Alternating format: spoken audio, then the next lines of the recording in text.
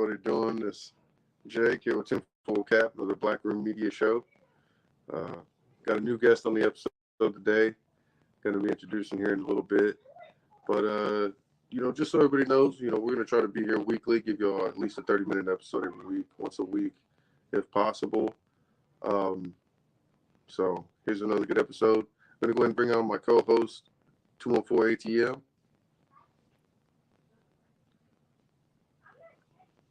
What's going on, ATM? How you been, man?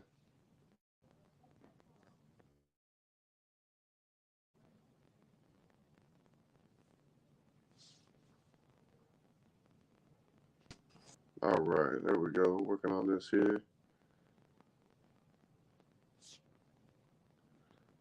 Well, while we're working on that, just want to tell everybody, we're trying to bring the truth to people, let people know what we, don't really see or hear about all the time.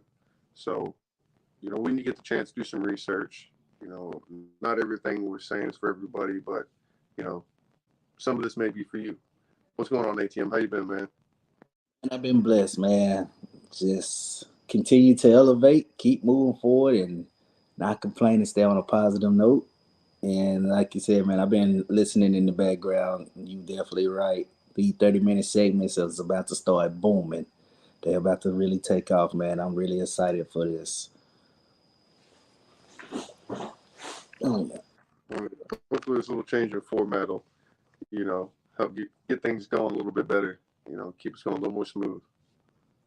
The liquor is back. That's it, man. All right, so we're going to go ahead and bring on a new guest today. This is John.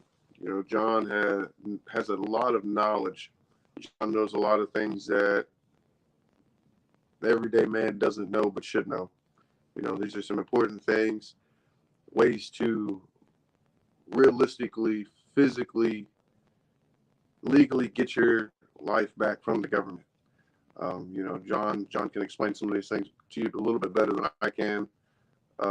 He's kind of giving me some of this knowledge, and I'm slowly doing some of my research, but I'm going to go ahead and bring John on here.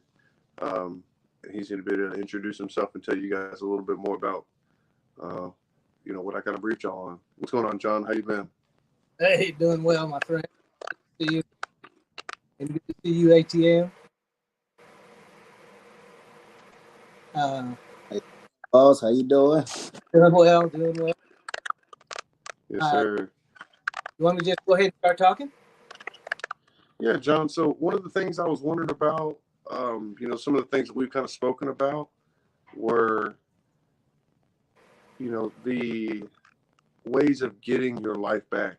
How whenever you're born, you sign this birth certificate, your parents sign this birth certificate, not knowing that they're actually signing your name, your legal, all capital name over to the government.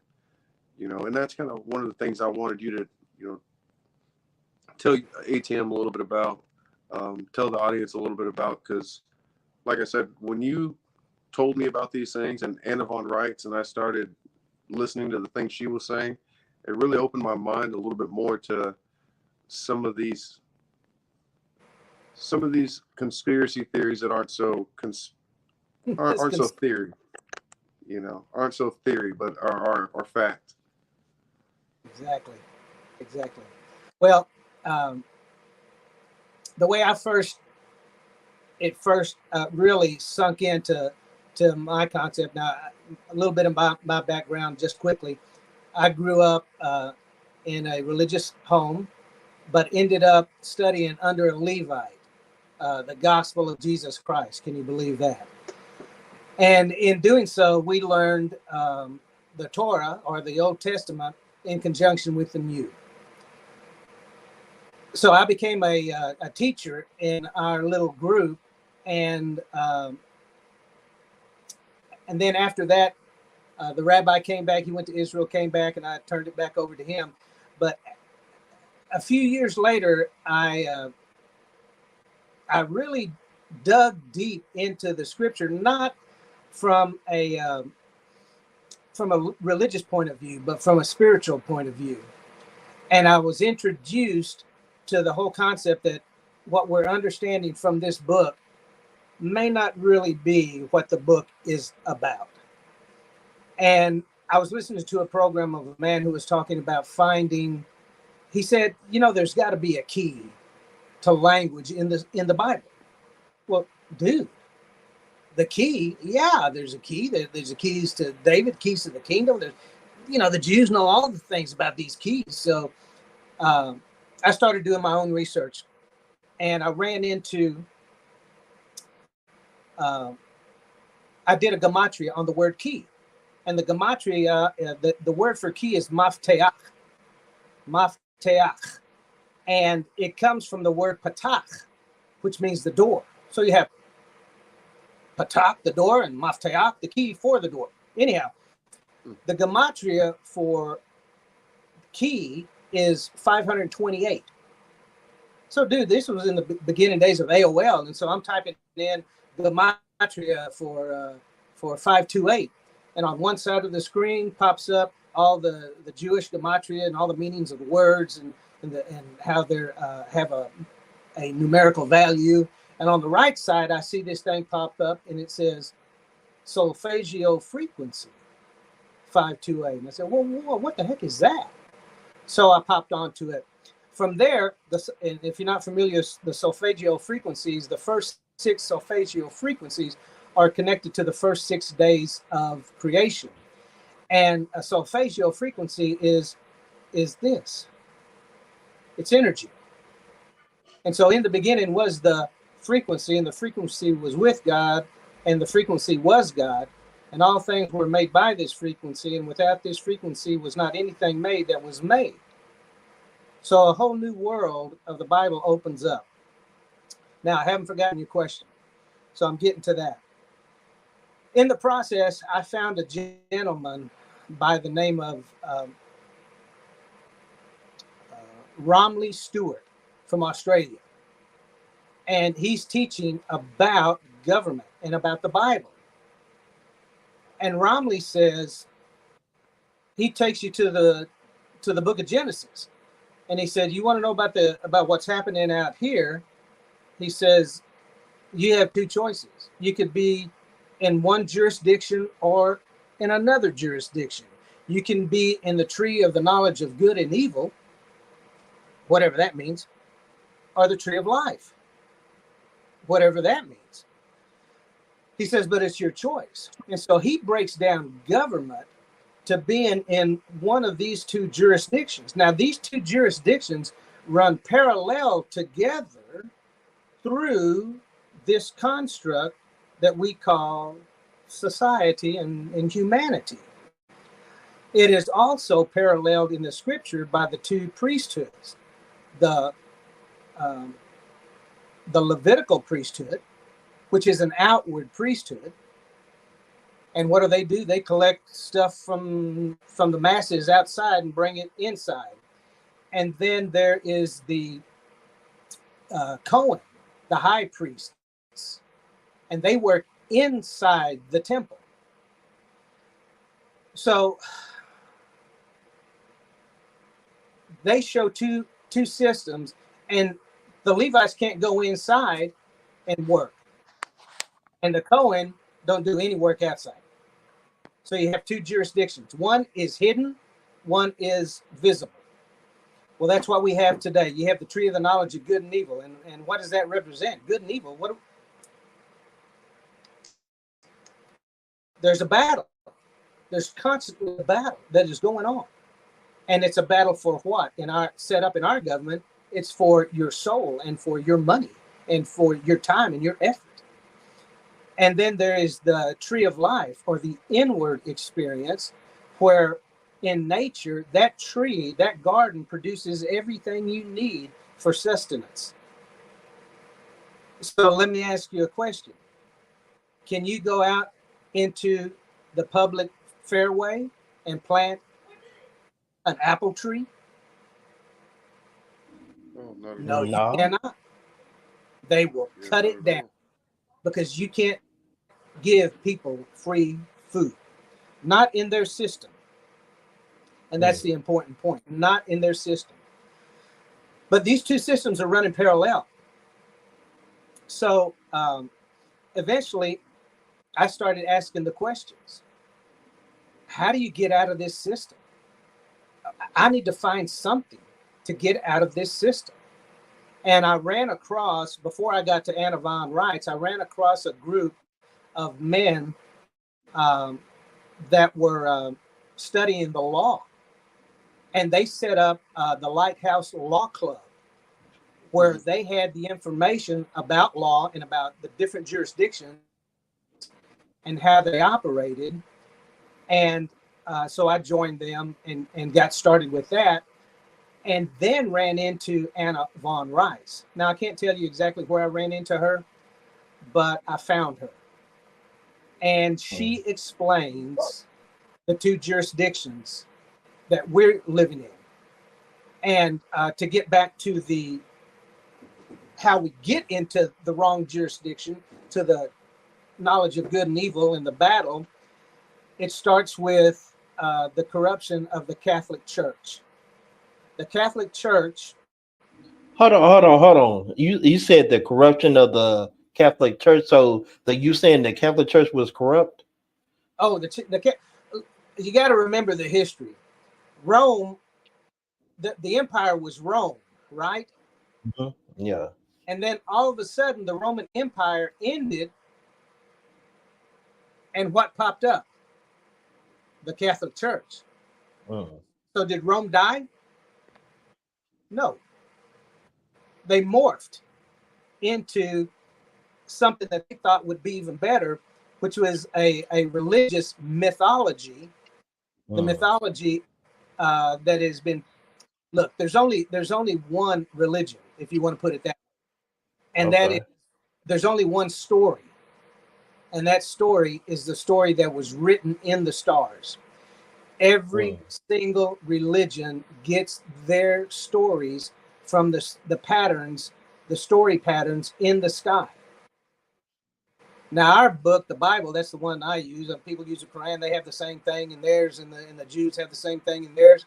But it says God named the stars and put them in their place. And in Genesis, he said he gave them for signs and for seasons. Well, if you go to any church and you talk about the stars and the symbology, they'll, ooh, that's the devil. It's in your book. They're for signs. So, did I answer your question, Burns? Yeah, I mean, I mean, because I can get a lot into the Catholic Church and stuff like that, but I just wanted to hear your perception on it and what you thought about it. Well, look, I can talk about them because I grew up in the Catholic Church. Look, they're my as well. They're my people. I can talk about it. So I've studied religions, and I've studied the history and the history of that particular religion. I mean, I've got volumes of books in my library about the Catholic Church and how they their history and how they were created and what they did and what they believed. And I mean, it's all there. If you read it, you see that this started out as a political entity, and they morphed into a religion. And under the cover of religion, they have continued to control the world. They dominated the whole world. So they created the corporate structure. Therefore, they own the corporations. Every corporation, anytime anybody incorporates, it is owned by the Vatican, and it works for the Vatican. So the Vatican works in, you know what the acronym for law is, do you not? What's that? Land, air, and water. Land, air, and water. Land, air, and water. Elaborate. So let's talk about the land. Hey, well, before you get started, it's called laws now, because when Trump was in president, he included space. Yeah, he did. Well, you know why? It's still part of the air jurisdiction. It's still up there, you know. But Right. yeah, they're in a battle for what they call space. There is no space. There is no space. Uh, you can go back to the 1954 encyclopedias, and they will tell you about the dome that covers our Earth and how high it is. I mean, they've seen it. They went down there, they So, chronicled it. do you The- believe? I- Do you believe we're more You can't find it today. on a flat surface? I believe we're I on think I what the may be Bible cutting out a calls little an bit. Can you hear me? Yeah, I think Jake signal is getting bad. Hold on. I think he was saying something about do you believe the earth is flat or the flat surface? Well, it's. I mean, we could go off into a tangent right now, but I'd like to get back to the topic, which was the jurisdiction and how we got into it. But maybe we can do a show about that at another time. Right. Okay. About Okay. the difference between Nassau and the Expanse. But if that's okay, I'll back to how we got into this jurisdiction. So Rome created the corporations. Now, how do you get a living person to become a corporation? Because we live on the land. We are supposed to be ruled according to our Constitution. Well, it's not our Constitution, but the Constitution that was written for the Brits to conduct their affairs here on this American soil. They're supposed to be using common law, which is the law of the land. Now, in between the land, you have water, you have seas. And so the law of the land cannot have jurisdiction between the lands. So there is maritime law. Everybody familiar with maritime law? Maritime law is the law of the sea. Okay. And that is, you have land, water, and now we're going to talk about air. There's also what is known as admiralty law. Admiralty law rules the air. And the admiral is the only one on a ship that has any rights whatsoever. So once you enter the ship, whether it's a real ship or a citizen ship, which is ruled by the law of the sea, you have no rights. You sign yourself over as a merchant marine in the British Navy. And they'll give you liberty. You can get off that ship every now and again for 2 or 3 days or whatever, but you have to come back, slave. You have to come back and work for that admiral. So how they tricked us into doing this is they took a birth of a child is a super, super spiritual event. You take a dream and you take that dream and you bring it down into the waters, and the female gives birth to a wish, to a dream, and creates a human. In the process, of course, she is carrying cargo. She's carrying cargo. And the cargo is in salty water, law of the sea. And in order to give birth, she has to go, just like a ship, has to go and birth at a dock to unload the cargo. When that happens, the dock master or the doctor gets the woman, not the man, gets the woman to register the child and give it a name. That registration, Regis, means king. to register, you're turning everything over to the king. Well, that's British law. That's the crown law in the Queen of England with all of her servants. And when you do that, you become not your parents' child anymore. You become a ward of the state, because the doctor from that point sells your birth certificate to the state, and the state becomes your ward. They have control over your children until you do the paperwork to get them back. And that makes sense, because, like, at the end of the day, we don't own our kids. They can take our kids at any point in time they feel like we're not living up to their standards. So, 2 + 2 make 4 all day. That's exactly right, Burns. And that's what they do. That's why when Hillary Clinton came out and she said it takes a village, she wasn't talking about your village and your people to raise your children. She was talking about the state. The state is the village that is always talked about in political terms, because you have no rights.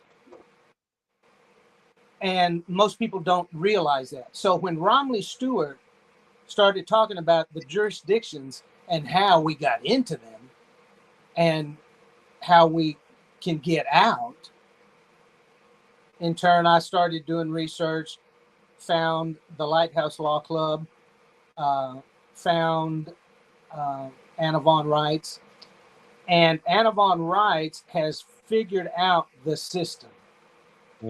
She is, if you're not familiar with her, she is she was, maybe still is, a Supreme Court, I think she was, a Supreme Court judge in Alaska. She was an Alaskan Supreme Court judge. Okay. So her family were judges. And she said, 40, 50 years ago, they started asking questions. Something's wrong. And they started digging and they started studying the law. And she has figured it out. Now, when you register your baby, you become a what? A U.S. citizen. When you register to vote, when you register your car, anytime you register your property, you're turning it over to the state. Now, in the 50s, in the 60s, when they started taking all the gold and silver out of the economy, their rules, which are based off a book that is called the Chicago Manual of Styles for Symbolic Language, and it's used in every court system in the world. Wait a minute. What was that? The Chicago Manual of Styles for Symbolic Language? What is that? Because I'm not too familiar with that. That is the rule book, along with, in the United States and worldwide, that book is used in courts. In England, it's the Oxford Manual of Styles for Symbolic Language. It's the same thing. Now, that's the language they use in corporate law and in the court. So, Romley Stewart and his buddy, Rowan Lorian, got a copy of this book and started studying it. And they found, out of it's like a 2,000-page book. It's a big book. It's like a Bible, and with all these rules and regulations and everything in it. And it's all based on the Latin law and Latin language. They found 2 verses that made the whole book and the whole system fraud. One of the lines said that this is a symbolic language and cannot be spoken in public. Why is that? Well, what are you speaking in court? If they're using a symbolic language and you can't speak it in public, what are they using in the court systems? It looks like English. You're right. It can sound like English. It is not English. And, you know, Mr. Smart Bill Clinton, the genius, he gave the system away. When he got in trouble with Monica, and they got him in court, and they asked him, such and such and such and such, and he goes, I guess it depends on what the word is. Because, and I don't know that I have anything here with all capitals, but you've seen a contract, right? It's all capitals. And let's just say that this is all capitals. This is not. This is a bunch of words in regular English. But, oh, here you go.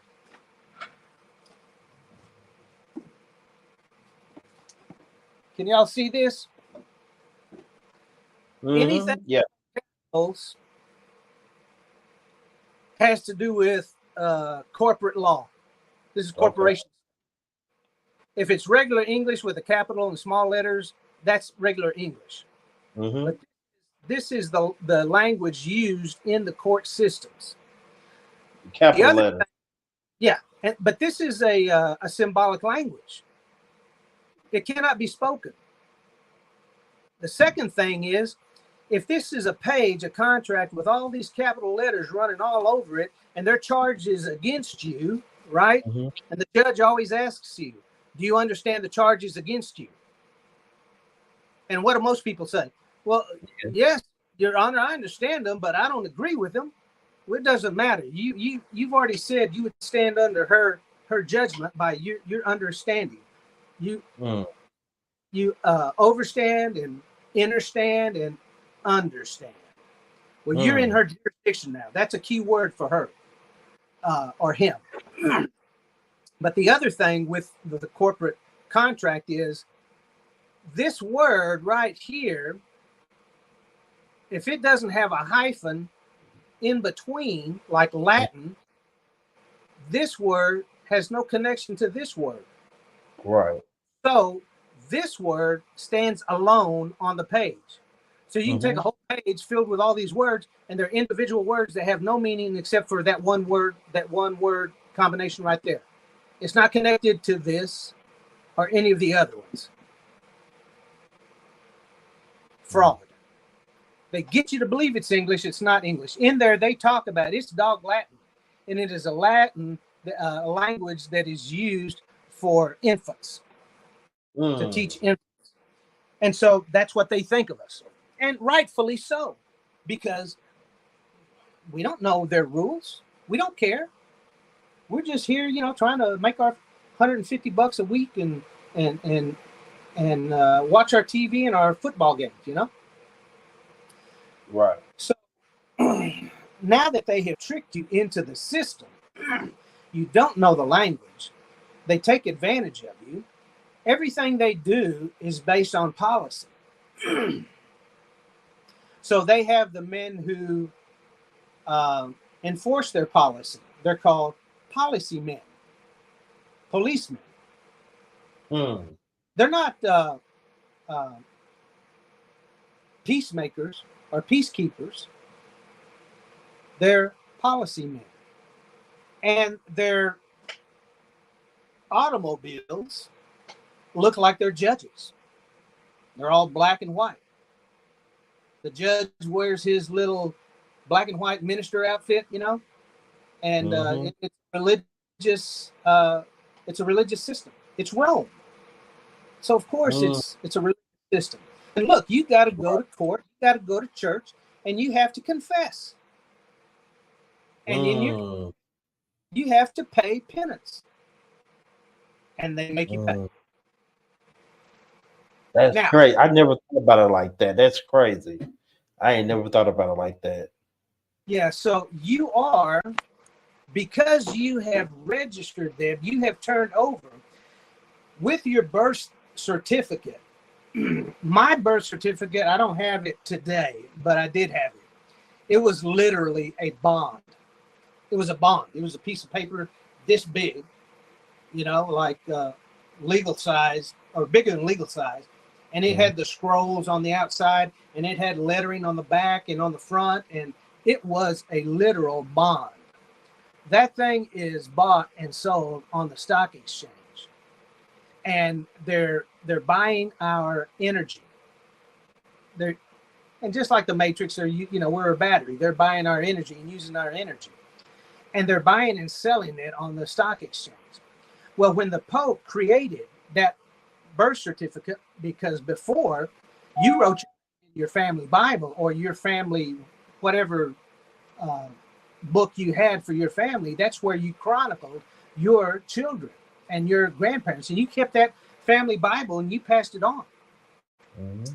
So with the birth certificate, he set up, because they took the gold and silver out of the economy. Now, according to the rules of the Chicago Manual of Styles, there's no way to pay off debt because you have to have real money, which is gold or silver. Well, we don't have gold or silver. We don't use gold or silver today. We use monopoly money. It's Federal Reserve notes, whatever that is. It's a pretty piece of paper, and they got all kinds of scrolly stuff in it, and watermarks, and make it real pretty. But it's not worth the paper it's printed on. So he put a together for everybody a trust, and in that trust, the value of what your life is going to produce. So Jake, you and I, he put in, $50. For Burns, he put in 100,000. I don't know why Burns gets more money than us, but because I am him. Yeah. Yeah. So those trust funds were set up. Now, when you get your Social Security card, because you have to have one, what people don't know is my original one, and I may still have it. Maybe next time I'll see if I can find it. But the original one I had my Social Security number, and then before it had a letter. That letter tells you where your trust account is in the Federal Reserve Bank in Dallas or Philadelphia or San Francisco or New York or Georgia or wherever Minnesota, wherever they're at. Philadelphia. Your trust account is your Social Security number without the dashes. And that was set up for you to have full credit. So I'm going to back you up a little bit from there, because now, we understand that we're bought and sold, we register, we come from the tree of the knowledge, from the tree of life jurisdiction when we're born, and everything that comes off this land belongs to the people. We're supposed to get a part of it. We're supposed to get the profits from it, and they're split up between everybody. So these people in the tree of the knowledge of good and evil, they know that. So they get us to register. We turn over our trust account to them so that they can take care of us, because we're wards of the state, and we turn over our name to them. So now they can use our name, they can use our trust account, and they can do whatever they want to with it, really, because we've given them power of attorney. We've given them our proxy vote. You don't have a vote. Your vote means nothing. You turn it over to the lawyers in Washington, D.C. when you register. Now, this sounds like an invasion, right? We've been invaded. We didn't even know we were invaded. So the rules of international law state that if an invading group is coming into a land to take it over, they have to divulge within 3 years to the people, we're invading, we're taking everything. And if they don't, they violate international law, and they can, if people know about it, they can do something about it in the international courts. Well, we didn't know that. And the majority of people still do not know that this is part of the law. So are we going over your time? I don't want to. Oh, no, we're good. Okay. Yeah. So, John, how do people get out of this system? Well, we'll get to that in just a second. So they take over your account. Now they take your name. Now what they're doing is the IRS. Every law that we go by has to be connected to a statute, and that statute has to be connected to a code. That's why we have code of law, and we're supposed to go by code of law. Today, the president writes an executive order, and the Congress does whatever they want to without any of us. Doesn't matter what we think, and that becomes law.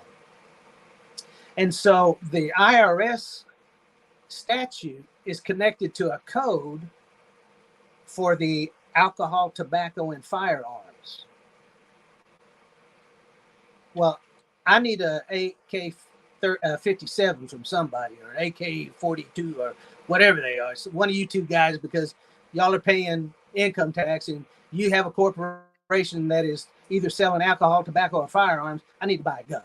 Which one of you is going to sell me a gun, right? Well, we're not selling that, but they are. And so we pay the taxes. That's what we're paying tax. That's the fraud in the whole thing. So there's no code for paying tax. And you don't have to. Because all you have to do is write them a letter and say, oh, I saw your definition of a taxpayer, and it's somebody that works in the jurisdiction of the federal government, and I'm not one of them, and I'm not a merchant marine in the British Navy either. So I'm not going to pay taxes anymore. Simple as that. I mean, would that actually work, though? Yes. Now, 20 years ago, no, they come cuff you up. But today, Jake asked the question, how do you get out of it? Today, there is, on Anavon Rights' website, there's a page. Let me just see if I can pull it up here.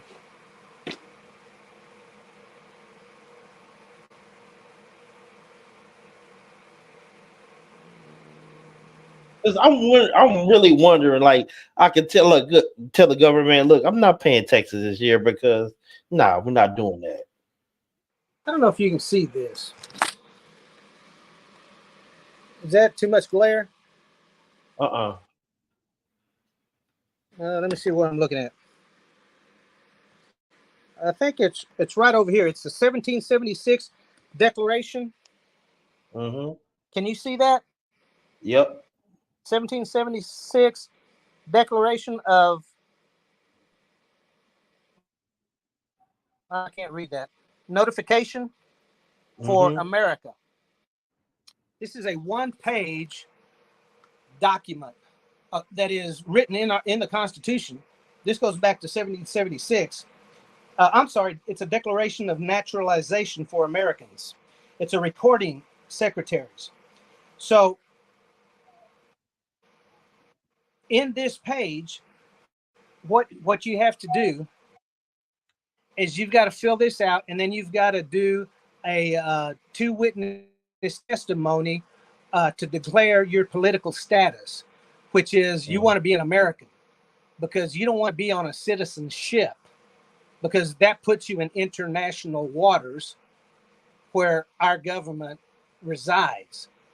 The IRS, they set up shop in Puerto Rico, and in one of the island territories. It's not America, but it's one of the islands, and they set up a mining corporation, because a mining corporation cannot be audited.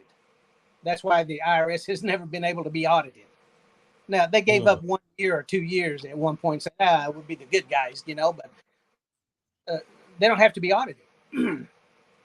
And they set up, and I told Jake, I guess it was the other day, that maybe both of y'all, that Anna goes through where she tells you the history with boxes and how the boxes fit inside the bigger boxes. The bigger boxes are government, but we ended up with two foreign governance corporations, two foreign government corporations, governance corporations, and it's known as the Republican Party and the Democratic Party. One of them is a territorial United States and the other is a municipal United States. Joe Biden's the municipal president of the United States. Donald Trump is the territorial president of the United States.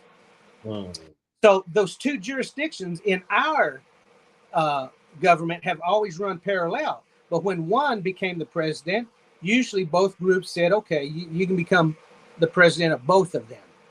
And but this time with Trump, when he came in, he did all the executive orders to separate the two. And today he is the commander in chief with all the codes for the military nuclear weaponry in Cheyenne Mountain. And so when you hear Joe Biden saying we're going to send all these ships and everything over here and they're going to blow everybody, he doesn't have control of the military. He has control of BlackRock, the mercenary groups, but he does not have control of the U.S. military. So it's just a bunch of noise. He can't do anything. He can't do anything. So she has explained all of that, and you can write this paper, and you get your birth certificate, and you get two witnesses to testify, notarized, that you are the person born in this county in this state, and then you couple that with your declaration, and that pulls you out of their jurisdiction. She's already got it set up. Now, here. So, quick question: what does that mean, though? Well, you get pulled out. What does that mean? They can't use your trust account anymore. They can't steal from it. Because here's how they're stealing. Here's one of the ways.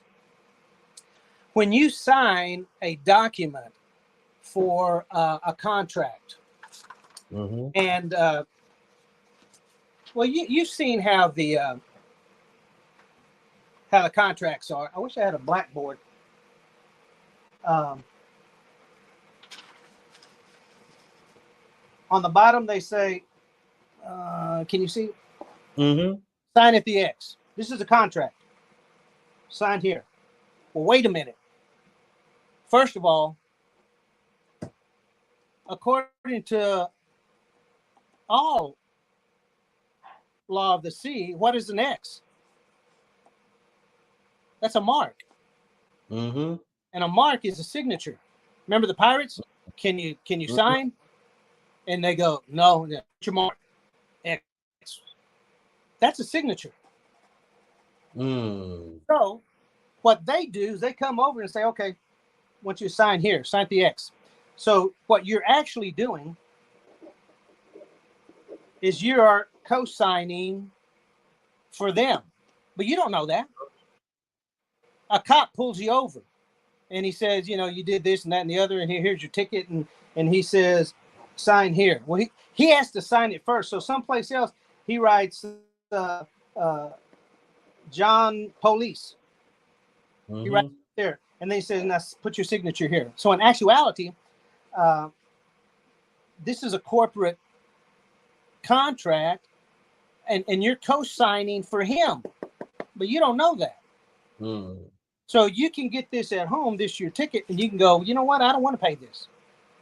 So you send the ticket and your desire not to pay, and you send it to the Secretary of State.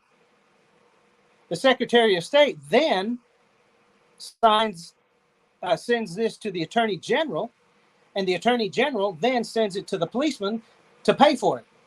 Because according to their laws, all you're doing is co-signing for the policeman. But you don't know that, so you pay it. That's fraud. With your mortgage, when you sign, they go into your. First of all, the bank doesn't loan you any money. This is you sign a promissory note to pay. They go into your trust account and take payment for your house. And then they turn around and give you a contract, another piece of paper that says, here's your contract and your payment booklet. Now, what's really going on that we don't know about is that payment booklet. You're supposed to sign your trust account on it and send it back to them, and the trust account pays for it. But you don't know that. They get paid, and then they make you pay it again with interest. That, my friend, is fraud. That's fraud. So These are the kinds of things that people need to know. It is. Notice. Now look, it is a wild world we live in. I'm going to read you because I'm going through a mortgage thing right now, and Anna does a on her website. She has this. It says magic words. Okay. Now, once you do your status correction, she goes, all right, faced with foreclosure, child custody theft, federal taxes when you aren't a federal employee, you have to be an American, you know, a corporation or dependent, fine. Here's what you do. You immediately request a status hearing. You walk in to the court, and when your name is called, you stand up right where you're at. Don't go through the gate and cross the bar.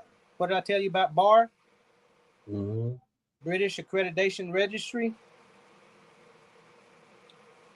Then you're in their jurisdiction. Don't cross that bar at all. And this is what you say. You go, Your Honor, she didn't put that, but you can say that. You said, there has been a mistake. I am here today in my true and natural capacity as one of the living people of your birth state.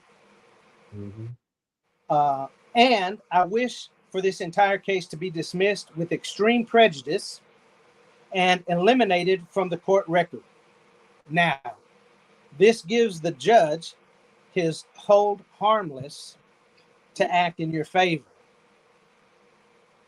I am the priority creditor. You're giving the money to the mortgage company, to the bank. They're not giving you any money. They're just putting numbers on a computer in an account. They're using your money. And the employer in this courtroom. And I am fully indemnified against loss or damage by indemnity bond, AMRI. I'll send y'all a copy. AMRI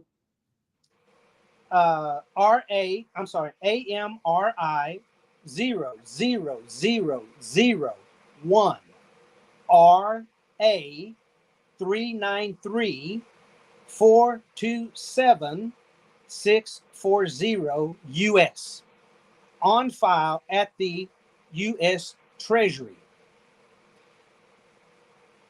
I am exercising my revisionary trust right and my exemption from the jurisdiction of this court effective on your birthday.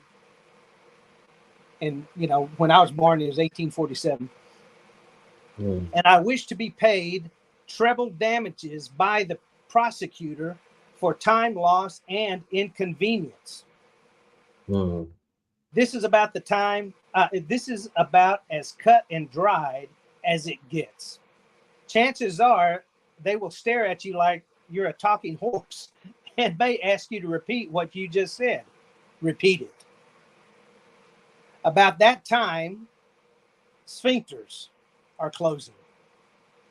If the judge, or actually it's a court administrator, it's not a judge, asks for additional instructions, say, I wish for any and all charges to be offset by mutual offset credit exchange as guaranteed by the congressional intent of House Joint Resolution 192 and the established as Public Law 73-10 and UCC 3-104 copyright. I wish for any and all charges to be offset by, no, I already read that. I wish for the regulations to be followed to the letter by the claimant and the claimant's bank. You must obtain my signed acceptance of the billing on the face of the billing statement, and the claimant's bank TTL officer must return it directly to the Secretary of the Treasury for certified funds deposits in that amount in the claimant's account. So they have to pay you. When the original signed billing statement is received by the Treasury, as indicated by the dates on the green return receipt card used by the bank's TTL officer to send in the claim, the clock starts running according to the Federal Window Regulation J and Federal Reserve Regulation Z. Truth in Lending 12 USC 226.1. On the 16th day after the green card is returned, the claimant's bank TTL officer is enabled to credit the deposit to the claimant's account. Now, if you got a mortgage, that's your mortgage that they're trying to get from you. And that bit of bookkeeping settles the account. It's paid for. I have been greatly inconvenienced and wish for just compensation from those responsible. In the case of seizure of children, let me see if I can go down to bankruptcy or, well, I'll just read it. The billing statement is going to be an astronomical, and no judge in his right mind is going to want to present it to you. But you must insist on seeing the billing statement related to the case. So they have to show you how much they want you to pay. You have to insist. Or there is no case. If you don't see it, there is no case, which is the logical out for the judge. Simply dismiss with prejudice and beat feet. Otherwise, the losses to the company will result in him losing his job. So you got to give the judge an out, and that's what you're doing with all of this stuff, because he's just supposed to arbitrate between people. But if he's caught in this fraud, he's lost his judgeship.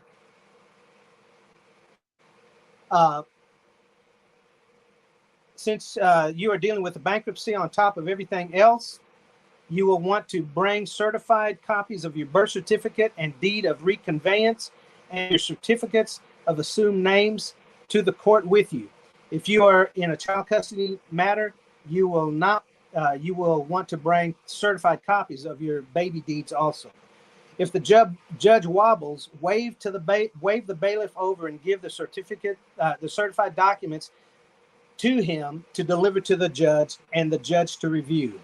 These are powerful intellectual property and private property issues. If they get caught pillaging, which is stealing your name and everything else, it's like imprisoning you. They can be fined $250,000 and spend 10 years in jail. If they get caught mischaracterizing, kidnapping Americans in violation of Geneva Convention, see, you're not in their jurisdiction anymore. You're in international jurisdiction when you come back to the land. You basically go back to being under international. They can face firing squads. The more people who exercise their exemptions, the quicker we will get the court reform. Assuming that they decide to play ball, the judge will return the bill for your acceptance, and she tells you what to write on it. Write accepted for full and complete settlement, and AMR 10001RA 393427640 US, Texas, for example. And then your first, middle, and last signature, capital and then small letters, not all caps. I got two questions for you. Yeah. So my first question is, have this been done before? Yes, it's been done. See, what Anna did is because they have gotten us to register with the federal government, the Crown in London, who owns the the territorial United States went to the UN, and they said, listen, there's no more Americans on the land. So we claim the land, we claim the people on the land, and we claim everything coming out of that land as ours. Anna had reestablished the original American states assemblies in all 50 states by this time. So we had Americans that had come out of that jurisdiction that are starting to have their own courts, their own laws, their own judges, their own, what do they call, grand juries. They're looking for, look, we're going to replace with Americans everything that is in that court system. Your judges, it's not going to be judges, but it's, you know, that whole system we're going to replace with Americans. And that's where our jobs are going to be coming from. You want to be a marshal? You want to be a sheriff? You do your stuff, go to the American States Assembly, become a member, do your paperwork, and you say, I want to help in this area. What do you need? Right now, it's voluntary. And they have literally, the world is changing because of it. Now, when she went to the UN and told them, why were there no Americans? Because we all registered with a foreign jurisdiction. There's no more Americans on the soil. Well, she had reestablished. She said, listen, we have Americans to govern us. We don't need y'all's help anymore. Because originally, the founding fathers, after the Revolutionary War, hired these guys, the Vatican and the Crown, to do the paperwork for our government, to pay our bills and stuff. That's how they paid off their debt. In the meantime, they built a bureaucracy and started taking over more and more and more and feeding that bureaucracy. And after the Civil War, before the Civil War, there were 6 institutions. 4 of them were in unincorporated American. 2 were these foreign governance jurisdictions that we call the Republican and the Democratic Party today. Well, during the Civil War, 2 of the second, I guess it was the 3rd and the 4th institute that was unincorporated went under. And when they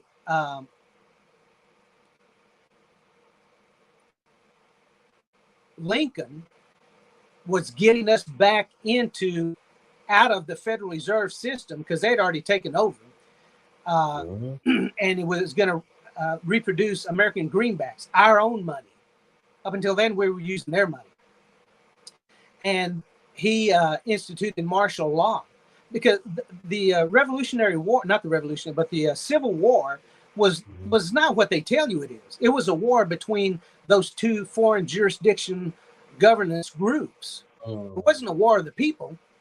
They were the Republican, they were wanting to steal money from the South and getting the South to pay the taxes and bills that the North owed.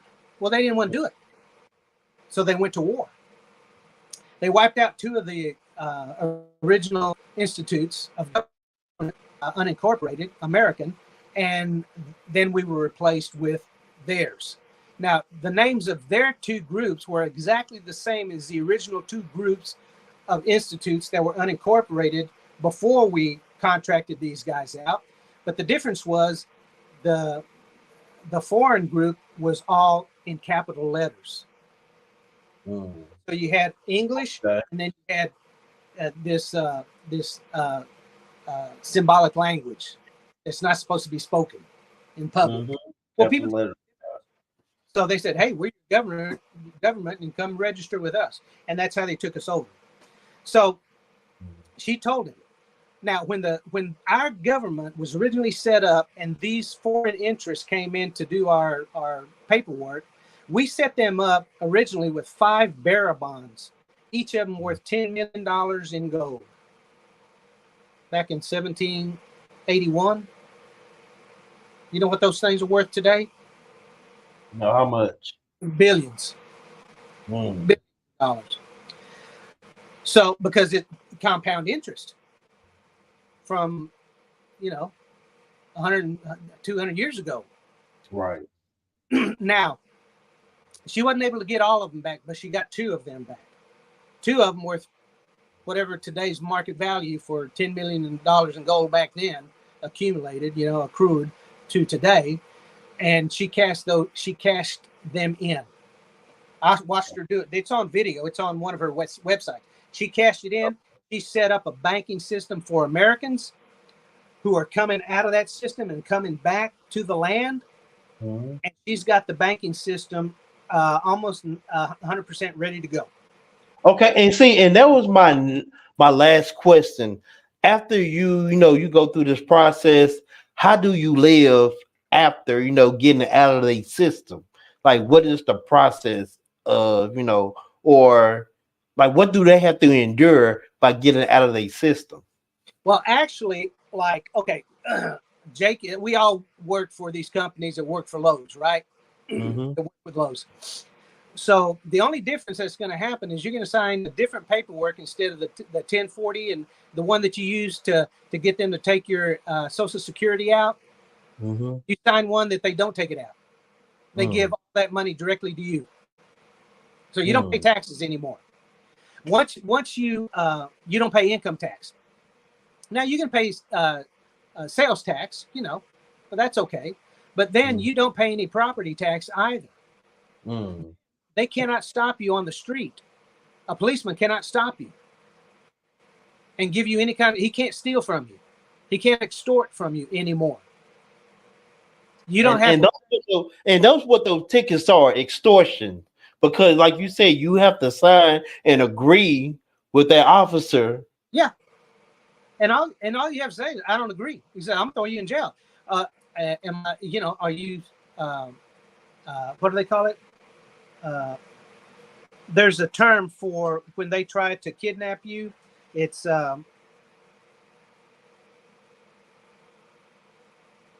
what, getting arrested? well, no, it's it's a legal term that it's like kidnapping, but it's a legal term like personage or I forget exactly what it is. But you say that word and they back up. Now, the Lighthouse Law Club, he has a whole list of things that when a cop stops you, when a policeman stops you, you just read off this list of all the actual rules and regulations for stopping someone. And here's the big deal. They have to get you in their jurisdiction first. So that's why they stop you and they say, did you realize you were speeding? You were going over the limit? And when you say, no, I wasn't. And then they'll ask you something else because they're looking for you to say something, a word that puts you under their jurisdiction. Did you know you were driving over the limit? And if you go, no, sir, I did not know I was driving. Oh, buddy, you just used their commercial term, which puts you in their jurisdiction. If you're in a truck doing business, commerce, you're in their jurisdiction. That's why the state troopers always stop the 18-wheelers. That's their jurisdiction. They're not supposed to stop the people traveling. See, if you're traveling, you're on a land jurisdiction. And you say, no, sir, I was not doing that. I'm traveling home. As you see, I have no merchandise in my car. I'm taking my family and we're traveling home. They can't give you a ticket. I heard that before. I'm not gonna hold you. I heard that before, but I didn't know how true it was. Yeah. Now they can keep asking you questions because first they want your driver's license. That puts you in their jurisdiction because you're using one of the things that you registered, to go into their jurisdiction. But once you do your paperwork, you're not in their jurisdiction anymore, so they can't write you up.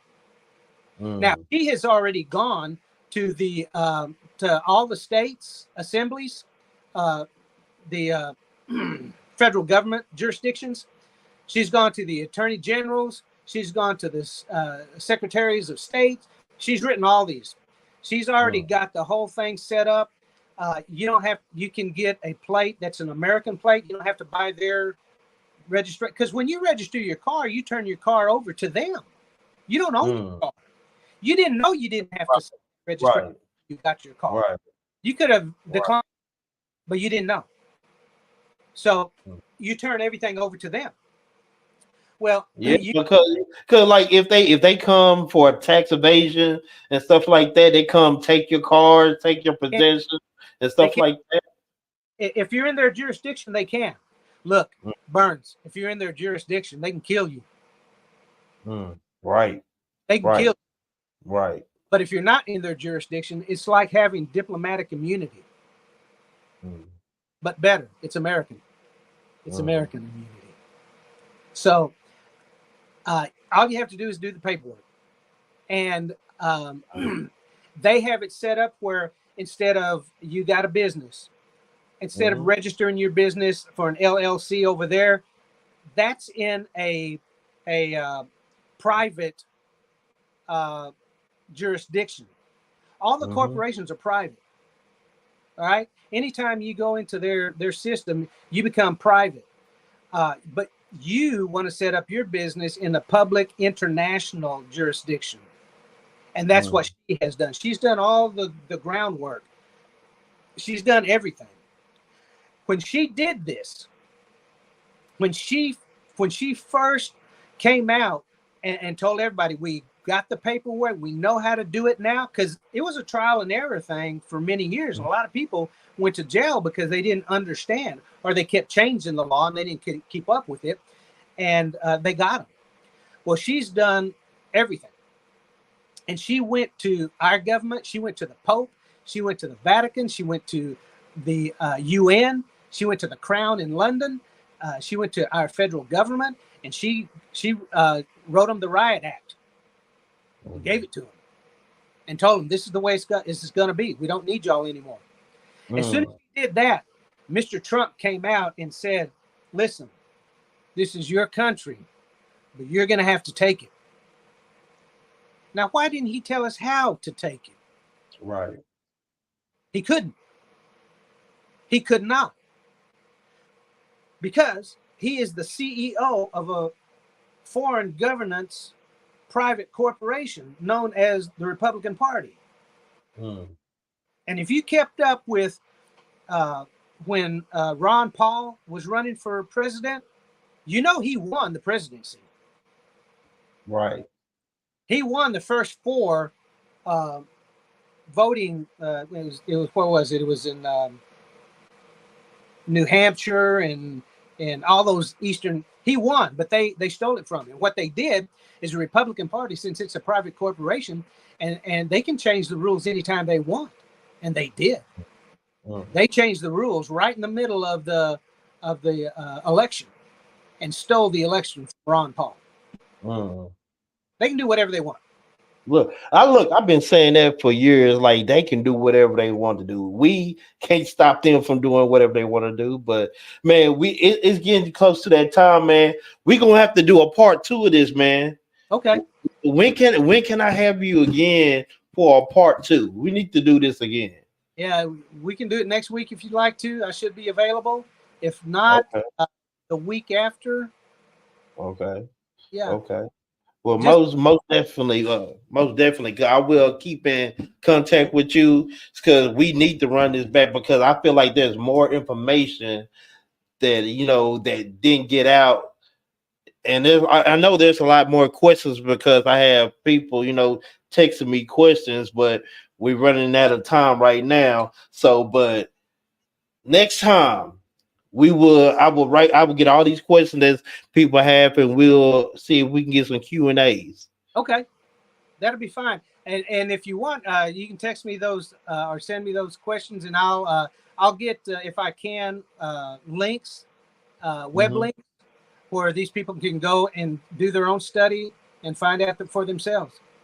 Because you can do anything you want to in this world. You just have to get the okay from the right person, right?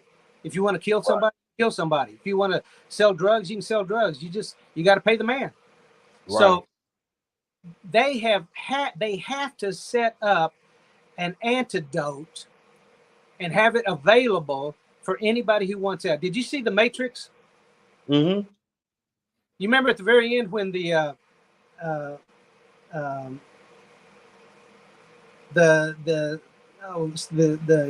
spiritual woman, I forget what they called her, was talking to the big guy, and she says, "Well, what if people want out of the system?" And he says, "They can get out." He says, "I'm not going to go against my word like they would, but they can come out of the system." They tell you right there because they have to publish everything somewhere. They do it. Right. Look. That's another thing we might have to get into because, like I be saying, it's a little truth in every movie that they be putting out, and like you said, they have to put it out somewhere. And I feel like you're right. That's how they put it out in entertainment, and they dress it up as it's only entertainment. Right. Nah. That's exactly right, Barnes. Exactly. But man, like I say, it's getting close to that time, man. I appreciate you, John. Thank you for coming on, Tim, for your cap. Jake, internet was messing up and missed ATM, but shout out to everybody that's a part of Black Room Media. And until next time, man. Again, appreciate you again for coming on here, John. Historian, man. Appreciate you.